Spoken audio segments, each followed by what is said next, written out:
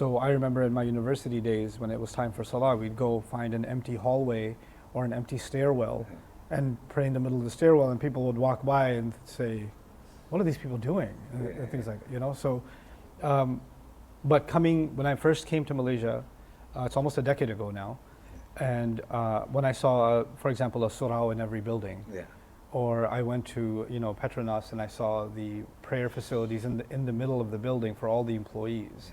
And one time I was at a convention center, I forget which one, it was a Wednesday night, and it was a commercial convention center, and there was some police training or something going on there, and it was Maghrib time, and there was and I was just with some friends, we just parked our car in the car park, but the car park had a prayer space, and literally thousands of people just started convening from the regular convention, and I was confused if I'm in Malaysia or I'm at Umrah.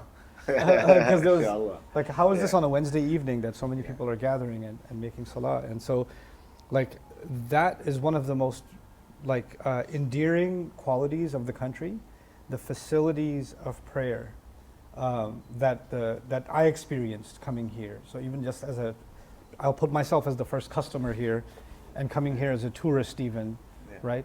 The access to the prayer was something I really valued a lot.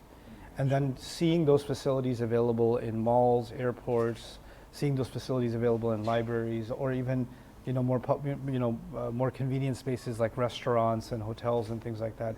It's a really powerful, and for many tourists, a very, very inspiring, comforting feeling, because, especially for tourists that may come here from Europe, or may come here from Australia or the United States or Canada and countries like that, right? And you mentioned China, and of course Muslims are a minority also in China, etc., and other places. When they see that level of accommodation for the faith, it's just a place it just feels so good you want to come back, So even for businesses that are not run by Muslims, anybody who knows business knows that the most valuable asset that an organization, a company has is not the sales, it's the customer experience. Because if the customer had a good experience, they are bound to not only come back, but become a brand ambassador.